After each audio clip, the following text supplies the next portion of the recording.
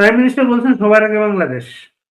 আমাদের দেশটা বিক্রি হয়ে গেছে, সবার আগে হচ্ছে মার্কিন যুক্তরাষ্ট্র। এখানে প্রাইম মিনিস্টার সংসদের মতো জায়গায় দাঁড়িয়ে মিথ্যা কথাটা কেন বললেন? ঘরে কে রে, আমি কলা খাই নাই, জবাবটা এরকম। তাকে কে জিজ্ঞেস করেছে যে বাংলাদেশ আগে কিনা? বাংলাদেশে আমরা বাস করি, বাংলাদেশের নেতা মন্ত্রী এমপি যারাই থাকুক, সরকারি দল বিরোধী দল, নিঃসন্দেহে বাংলাদেশ ফার্স্ট, কোনো সন্দেহ নাই বাংলাদেশ আমাদের আগে। এটা তোর বিষয়টা এরকম যে তোর বাপের নাম আমার অমুকের পোলাম, এটা তো বারবার বলার আমার দরকার নাই। বা আমি বাংলাদেশ, এটাও বারবার বলার আমার দরকার নাই। আমি এশিয়ান, এটাও আমাকে বলার বারবার দরকার নাই, কারণ এটা আমি তাই না? তেমনি তারেক রহমান যখন বলেন বাংলাদেশ আগে, তার মানে দালমে কুচ কালা হয়, পিছে কিছু আছে। তাহলে বাংলাদেশ আগে থাকলে পিছনে কে? ওই যে যারা তাকে ক্ষমতায় বসিয়েছেন, আমি যে তাদের নাম দিয়েছি, মুসলেকা সরকার, মুসলেকা প্রধানমন্ত্রী, মুসলেকা সংসদ, মুসলেকা মন্ত্রী, মুসলেকা বিরোধী দল, যাদের কাছে মুসলেকা দিয়ে আসছেন তাদের কথাই কিন্তু মনে পড়ে যায়। এই কারণেই কিন্তু মনে পড়ে যায় যে তিনি মুসলেকা প্রধানমন্ত্রী। আপনি যেটা বললেন যে আমেরিকার মুখপাত্র, বাংলাদেশের রাষ্ট্রদূত, তারা বলেছেন তাদের তাদের এম্বাসি থেকে বলা হয়েছে যে এটা ঐতিহাসিক চুক্তি। কিন্তু বাংলাদেশের বুদ্ধিজীবীরা তো বলতেছে, সকল বুদ্ধিজীবীরা একটু হলেও মুখ খোলা শুরু করেছে। আমরা আগেই বলা শুরু করেছি, ইদানিং তারা 2-4 জন বলা শুরু করেছে যে এই চুক্তি বাংলাদেশের পক্ষে নয়। অথচ আমেরিকান অ্যাম্বাসেডর কি বললেন, এম্বাসি থেকে কি বলা হলো, যেটা ঐতিহাসিক চুক্তি। আমরা দেখেছি ব্লেজার নাকি রজার খলিল নাকি কি খলিল, তিনি বলেছেন, যাকে কেউ কেউ রোহিঙ্গা খলিল বলে, তিনি বলেছেন যে জামাত এবং বিএনপি ইলেকশনের আগে তাদের যৌথভাবে তারা চুক্তিতে স্বাক্ষর করেছে। তখন দেখলাম জামাত ইনিয়ে বিনিয়ে না করলো, বিএনপি তো ব্যাপারে মুখে কুলো পেটে আছে, কোনো কথা বলে না। তার মানে এই যে চুক্তি করে তারা যে এখানে আসলে গোলামি দাসখত দিয়ে এসেছে। ভারতের চুক্তি হলো হারাম, আর আমেরিকার চুক্তি হলো আরাম। আর চামড়া নাই পীর বলেন, পীর দরবেশ মোল্লা যারা আছে, মিলিটারিরা তো তাদের ক্ষমতায় বসিয়েছে। এমনকি এখন মোল্লারাও নীরব, মোল্লারা এখন আর কেউ কথা বলে না, জামাত এখন আর কোনো কথা বলে না, মোল্লারাও কোনো কথা বলে না। কারণ কি? কারণ হচ্ছে মোল্লারা আওয়ামী লীগ এবং বঙ্গবন্ধু এবং ভারত, শেখ হাসিনা, জয় বাংলা, ৭২-এর সংবিধান, জয় বাংলা স্লোগান, পদ্মা মেঘনা যমুনা তোমার আমার ঠিকানা, এই ধরনের স্লোগান তাদের পছন্দের না। তার জন্য মোল্লারা চুপ। মোল্লারা কি বলেছে? যে ভারত ছাড়া যাহাকে ইচ্ছা তাহাকে বন্দর দিয়ে দেওয়া হোক। তার মানে ভারত ছাড়া যাহাকে ইচ্ছা তাহাকে যদি দেশ দিয়ে দেয় কোনো সমস্যা নাই, আর পাকিস্তানকে দিলে তো তাদের জন্য ঈদ লেগে যাবে। যদি অলরেডি পাকিস্তানকে দিয়ে দেওয়া হয়েছে। এইখানে সাথে সাথে আরেক মহান প্রভু যে এম্বাসি থেকে কথা বলা হয়েছে বললেন, তারা তো আছেই, তাদের চুক্তির ব্যাপারে কিন্তু এবার আর স্লোগান নাই। আগে তারা স্লোগান দিত রুশ ভারতে দালালেরা হুঁশিয়ার সাবধান, তারপরে তারা স্লোগান দিল রুশ ভারত মার্কিন ফুরিয়ে গেল তোদের দিনে, এই স্লোগান দিল জামাতিরা। এখন মোল্লারা চুপ, কারণ মোল্লাদের স্বার্থ যদি আপনি উদ্ধার করেন তাহলে আপনি যা ইচ্ছা তাই করেন, সমস্যা নাই। যেমন ডক্টর ইউনূস একজন নাস্তিক, তখন মোল্লাদের কাছে খুব ভালো হয়ে গেছিল। কারণ কি? কারণ এই এই নাস্তিক হলেও, বেনামাজি হলেও, যিনি ইসলাম নিজেও বুঝেন না, এমনকি কেউ কেউ বলে তিনি ধর্মান্তরিত খ্রিস্টান, তার সন্তানেরা এই দেশের নাগরিক না, তার স্ত্রীরা এই দেশের নাগরিক না, তিনি নিজেও এই দেশের নাগরিক না, তার ব্যাপারে কিন্তু তাদের কোনো স্লোগান আমরা দেখি নাই, তাদের বিরোধিতা করতে। কারণ কি? কারণ যাকে তারা ক্ষমতায় বসিয়েছিল সেই লোকটা এই দেশের স্বাধীনতা বিরোধীদের স্বার্থ রক্ষা করেছে, তাই তাদের সমস্যা নেই। সুতরাং এখানে এখন আমেরিকা আসুক বা অন্য কোনো দেশ আসুক, এদের শুধু সমস্যা ভারত নিয়ে। কারণ ভারত এই দেশের মুক্তিযুদ্ধে সহযোগিতা করেছিল, এই কারণে তাদের ভারত প্রবলেম। এখন আপনি যেটা বলেছেন বাংলাদেশ আগে না, তাহলে পিছে কারা, এটা আবার যদি আমাদের মুশতাকা প্রধানমন্ত্রী বলতেন তাহলে আমরা একটু পুলকিত হতাম, আনন্দিত হতাম, নিশ্চিন্ত হতাম। মাহবুব জিয়া নামে একজন অর্থনীতিবিদ, তিনি বলেছেন এই চুক্তি পড়ার পরে তিনি কয়েকদিন ঘুমাতে পারেন নাই, যে এটা একটা সরকার কিভাবে এই ধরনের চুক্তি করে। আজকে তিনি প্রথম আলোতে লিখেছেন যে আমাদের ঔষধ শিল্প, যেটা বিকাশমান ঔষধ শিল্প, বিভিন্ন দেশে ঔষধ রপ্তানি করা হয় বাংলাদেশে, আমেরিকাও বাংলাদেশ ওষুধ যায়। এই চুক্তির কারণে আমেরিকা থেকে ওষুধ গুলো আসবে, আমরা ইয়ে করতে পারবো না। আমাদের কৃষি পণ্য আমেরিকা থেকে আমদানি করতে হবে, আমাদের নানা কিছু কিন্তু আমেরিকা। আপনি দেখেন এখন তেল ক্রাইসিস, যে তেল ক্রাইসিসের সময় আমি আমেরিকার কাছে আবেদন করেছিলাম, আমি রাশিয়া থেকে তেল কিনতে চাই, তুমি যদি দয়া করে আমাকে অনুমোদন দাও, আবেদন করতে হয়েছে বাংলাদেশটাকে। এই সেই দেশ, যেই দেশ আমাদের স্বাধীনতা চায় নাই, আমাদের স্বাধীনতার যুদ্ধকে পণ্ড করার জন্য তারা সপ্তম নৌবহর পাঠিয়েছিল এবং জাতিসংঘের নিরাপত্তা পরিষদে ভেটো খালি রাশিয়ার ভেটোর কারণে তারা সেদিন সফল হতে পারে নাই, তারা আজকে সফল। তারাই তো এদের ক্ষমতায় আনছে, তারাই তো তারেক রহমানকে ক্ষমতায় এনেছে, তারাই তো তাকে যেমন সরকারি দল বানিয়েছে তেমনি সরকারি বিরোধী দল বানিয়েছে এই জামাতকে আর আমার ভাবির পোলাদের।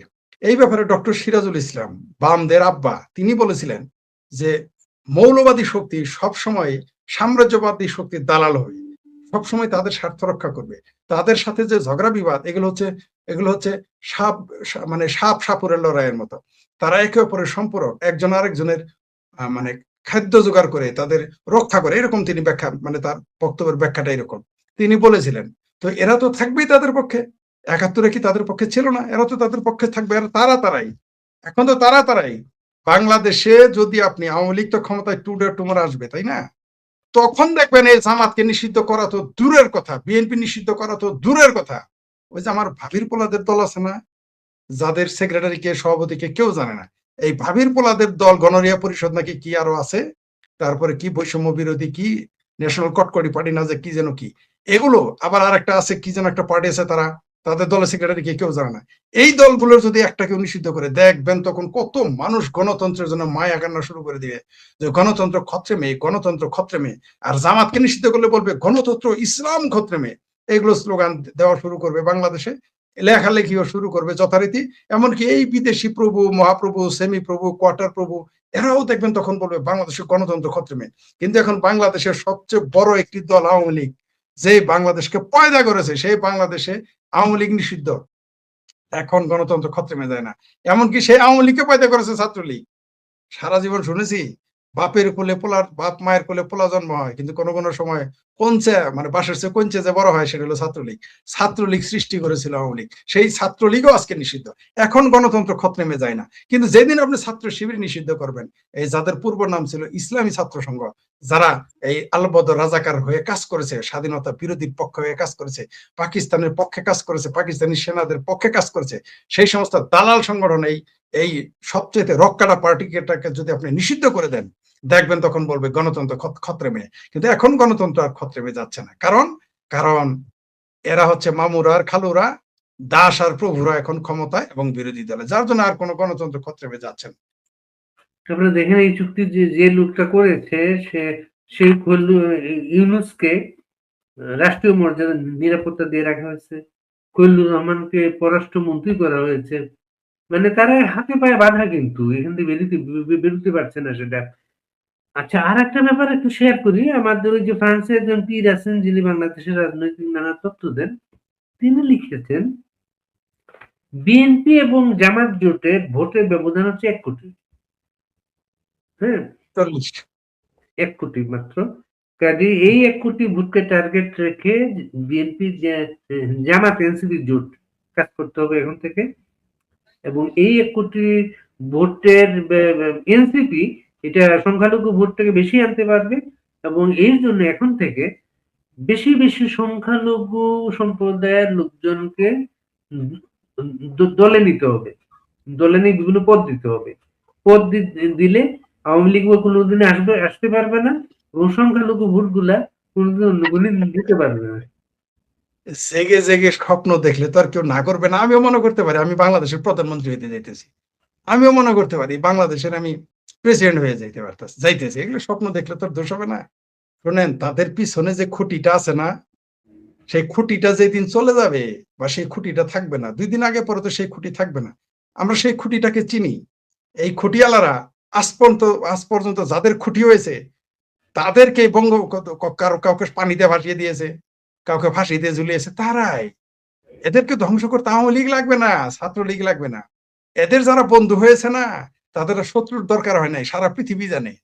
তো যারা এখন স্বপ্ন দেখতেছে এরা মেম্বার হইতে পারবে, তারা আশা করতেছে বাংলাদেশে আওয়ামী লীগ কোনোদিন থাকবে না, সংখ্যালঘুদের কাছে ওদের দলে যাবেটাকে, ওদের নিজের দলেরই তো অস্তিত্ব নাই। কয়দিন পরে এগুলো জামাতে গিয়ে যোগ দিবে, কারণ ওরা তো নিজেরা জামাতের A team, B team, C team, D team, আবার জামাত হলো বিএনপির বি টিম। এরা কারা?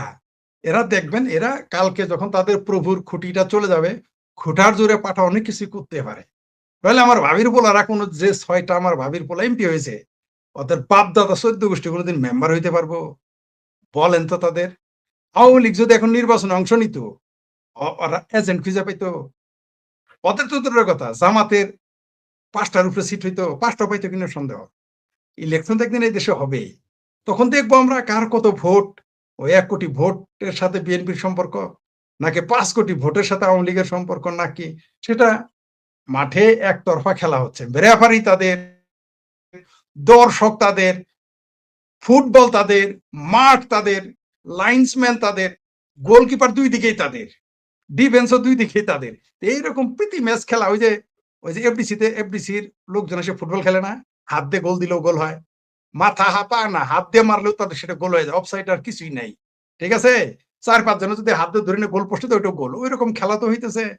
এরকম রাজনীতির খেলাতে তো অনেক কিছু স্বপ্ন দেখা সম্ভব। কিন্তু আমার ভাবির পোলারা জানে না যে ভাবির পোলারা তো দূরের কথা, ভাবির পোলাদের যে আব্বা, চাচা, জ্যাঠা, মামা, খালু আছে, আওয়ামী লীগ যেদিন মাঠে থাকবে, এরা বাতাসের মতো উড়ে যাবে। ওই বাতাসে খড়কুটোর মতো উড়ে চলে যাবে, এটা এরা জানে না তো। এরা বুঝবে কয়দিন পরে। এখন তো মনে করতেছে হাতির উপরে উঠলে যে হাতির উপরে থাকে তার অনেক বড়ই মনে হয়, অনেক উঁচা। নামার পরে না বোঝা যায় সে কতটুকু। এরা তো এখন হাতির উপরে চড়ে ঘুরতেছে, নিজেদের বড় কিছু মনে করতেছে। হাতি থেকে নামার পরে বুঝবে হাউ মেনি প্যাডিতে how many rice. Bangladesh Awami League, Chhatra League, Jubo League, Krishak League সহ মুক্তিযুদ্ধের পক্ষের মানুষ এবং আমরাও যখন মাঠে থাকবো, এই ভাবির পোলাদের শ্বশুর, শাশুড়ি, বাপ মাও কারো হাড়ি কিনতে খুঁজে পাওয়া যাবে? এদের তো মূত্র ত্যাগ করলে ভেসে যাবে। এখন তারা পাহাড়ের উপরে চড়ে আছে, তাদের সামনে পরাশক্তিগুলো পাহাড় হয়ে কাজ করতেছে। এগুলো যখন থাকবে না, তখন আমরাও দেখবো কত কিছু হয়। ওদের মির্জা আব্বাসের যেভাবে গালিগালাজ করেছে, পাটোয়ারি নাকি ফাটোয়ারি, যেভাবে গালাগালি করলো, বঙ্গবন্ধুকে যেভাবে গালাগালি করলো, যেই দিন এই খুঁটিটা থাকবে না, ওকে হারিকেন দিয়ে খুঁজে পাওয়া যাবে? ছাত্রলীগের তো ওর উপরে পেশাবও করবে না, এই পাটোয়ারির উপরে। ওর গুনে ছাত্রলীগ, আওয়ামী লীগ তোর বাপ মা, ওর মায়ের ভাতার কেউ গুনে না।